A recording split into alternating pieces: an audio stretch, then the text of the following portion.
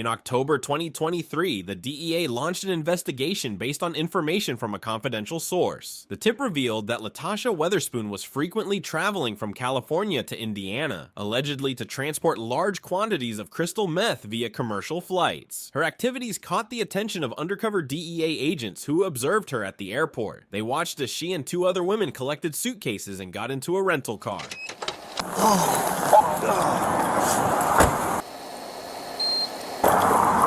Morning, ma'am. Morning. How you doing? Hi, fine. Not too bad. You got your license and registration with you? Well, registration's a rental car. It's okay. All right, just anything with a van or whatever. I don't know Are where you in a hurry this morning? Are you heading somewhere? Yeah, we're going to a funeral. Oh, to a funeral. Yeah. Whose Y'all know funeral? where we're at. UPS Springs. Okay. That might work. I'm Yeah. sorry. Yeah, that's fine.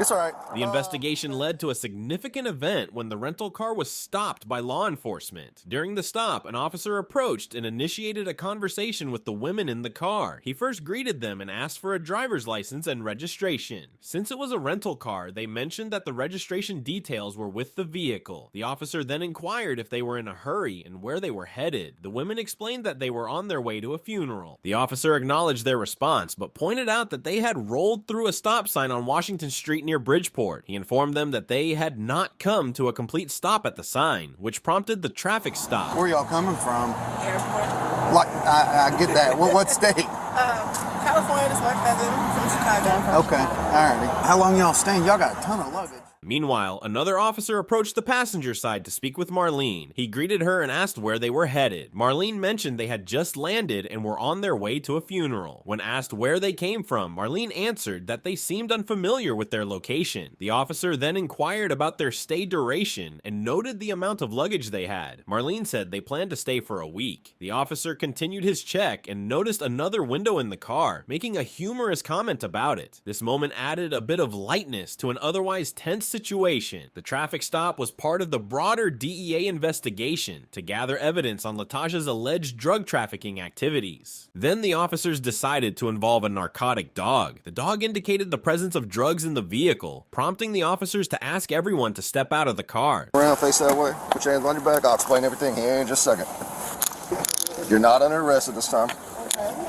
The officer approached and calmly asked them to exit, explaining that the dog had alerted them to the odor of narcotics. As the women stepped out, the officer instructed them to keep their hands visible and to leave their belongings inside the car. He assured them that they were not under arrest, but were being detained for further investigation. The officer also asked them to place their phones in the car, noting they could still record if they wanted to. He patted them down to check for any weapons and then guided them to the hood of the police car, pointing out that the hood's warmth could help them stay warm on the chilly day. Despite the serious situation, the officer made a humorous comment about keeping their hands warm on the car's hood. This brief moment of levity added an unexpected touch of humor to the tense scene. The officer reassured them again that they were not under arrest, but needed to follow procedures due to the dog's alert. As they waited by the warm hood, the officer continued his search, explaining that the dog's reaction indicated the possible presence of narcotics. My dog alerted on the vehicle that there's a presence of narcotics. So we're going to search the vehicle. If there's nothing in there, then y'all are free to go. Then the officer turned his attention to Christina Enriquez, who was sitting in the back seat. He asked her to step out of the car, reassuring her that she was only being detained and not under arrest. The officer explained that the dog had alerted to the presence of narcotics, giving them probable cause to search the vehicle. He asked Christina if there was anything in the car that shouldn't be there and if they would find anything illegal in the bags. Christina, looking confused, mentioned that she only had a carry-on bag. The officer explained that the dog was trained to detect 6 different narcotics, including cocaine, crack, heroin, ecstasy, methamphetamine, and marijuana. He noted that since the car was a rental and fairly new, any detected odors likely came from what the passengers brought with them. The officer, maintaining a professional yet slightly humorous tone, reassured her that if nothing was found, they would be free to go. This added a bit of lightness to the otherwise tense situation, showing that the officer was trying to keep everyone at ease. They're coming from LA.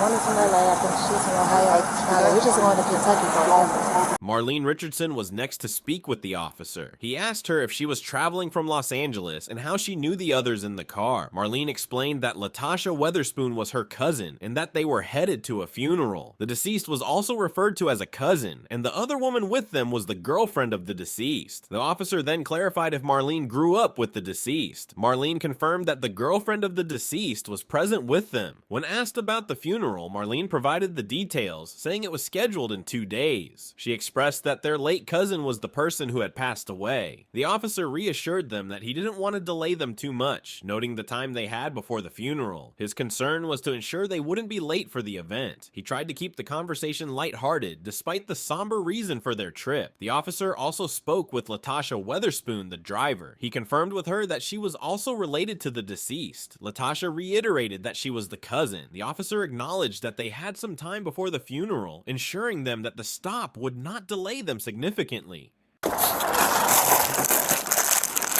That's crystal. Yep. Yeah. Oh boy, that's a bunch of crystal. So we're good on this bag. I got everything there.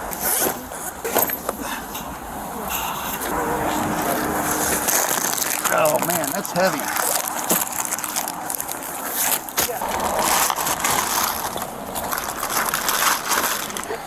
Got it.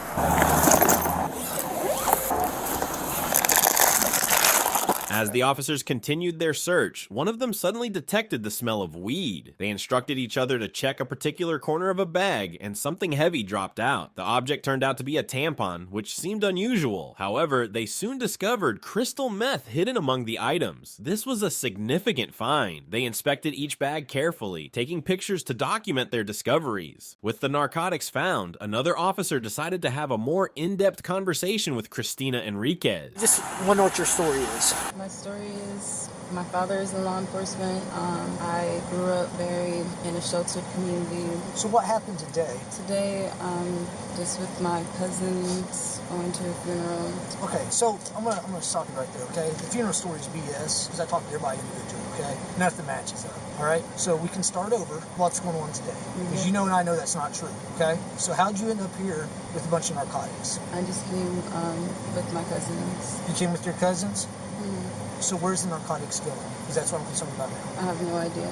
He informed her that they had discovered bundles of narcotics in the bags and mentioned that others had denied ownership of these bags. The officer explained that he understood people could find themselves in tough situations and might resort to desperate measures, emphasizing that this didn't necessarily make them bad people. He then asked Christina to share her story. Christina revealed that her father was in law enforcement and she had grown up in a sheltered community. The officer, skeptical of the funeral story, pointed out inconsistencies in their accounts. He pressed Christina to explain how she ended up involved in this situation. She insisted that she was just accompanying her cousins and claimed to have no knowledge of the narcotics. The officer wasn't convinced and continued to question her. He asked if she was being paid to transport the drugs, implying that someone in the group must be responsible. Christina maintained her innocence, stating she had no idea about the narcotics and wasn't receiving any money. The officer pointed out that the others had claimed the bags belonged to her, adding to the pressure.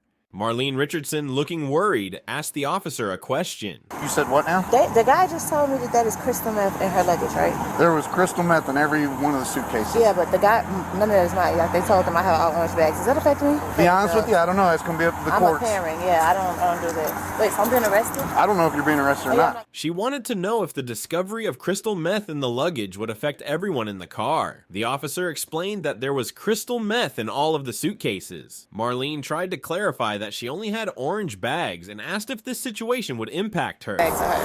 Christina Enriquez. Marlene Richardson.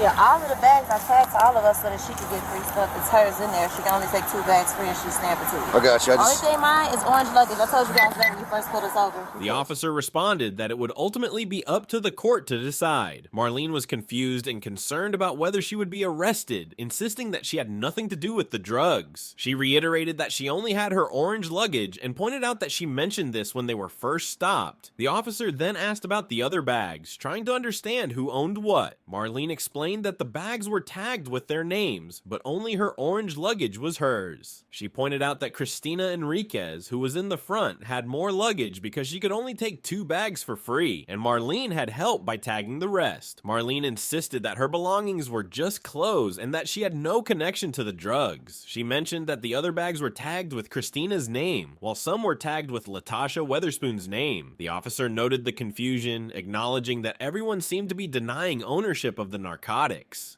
So we know which bags they came out of, Yep, right? yep. I got each ID with phones, whose is whose. Plus, it's on camera. So each person had dope in their bags. They all had their name on it. One officer explained the situation clearly. Each bag containing drugs had the owner's name on it. Marlene claimed she was only using the names for free luggage, but this did not change the fact that drugs were found in bags with their names. The officer noted that each person had narcotics in their bags, making it hard for anyone to deny ownership. He also pointed out the inconsistencies in their stories. When asked about the funeral date, each gave different answers. One said tomorrow, another said 2 days, and another said today. They all identified as cousins initially, but now some claimed to be friends. Back in the car, Marlene Richardson insisted that she didn't engage in drug-related activity. I don't do this. I'm a public figure. I have 2 million followers on Instagram. She been talking to that man for 30 minutes. I know police. When a police officer take the liking to one person and keep talking, it's because that's the one that's gonna talk. I was trying to get the bald head dude attention. That dude on the right? Yeah. You need him for something? What I'm finna say, I can't say on a f***ing body cam. You want to talk to him again? Hey, your body cam is gonna get. I can't have this on record. She mentioned that she had 2 million followers on Instagram and that she was a public figure. Observing the police interaction, Marlene noted that one officer had been talking to another person for a long time, suggesting that this person might be cooperating. If somebody come talk to me, I can give them that, and I know who else they was meeting. I know who else was coming because they were dropping me off and going to meet these people. I was going to my Airbnb. I can give you all of that. Will I be home by Christmas? Where is it coming tomorrow? SDF. Okay, Louisville. That's SDF, correct? Yep. Okay, do you know who's bringing it? Yep. Okay, let me get on the phone. Hold on.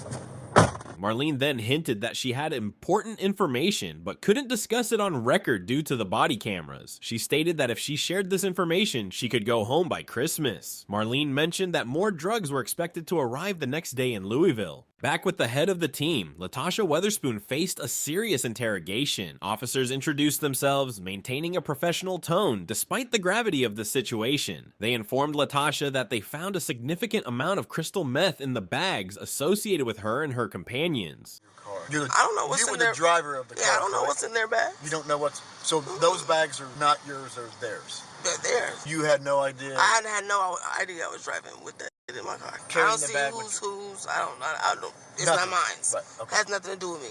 Latasha claimed ignorance, stating she had no knowledge of the contents of the car despite being the driver. The investigation escalated when the substances tested positive for crystal meth, weighing over 112 pounds. This led to Latasha, Marlena Richardson, and Christina Enriquez being charged with felony drug dealing. It was revealed that Latasha had been involved in transporting drugs through the Indiana airport multiple times in 2023, according to Delta Airline flight records. Christina's confession implicated Latasha as the mastermind, alleging payments of $1,000 to $2,000 per trip. Prosecutors now viewed Latasha as the leader of the operation, potentially facing a life sentence if convicted. Now, before you leave, make sure to give this video a like and also hit that subscribe button for more such content in the future. Until then, stay safe and keep exploring.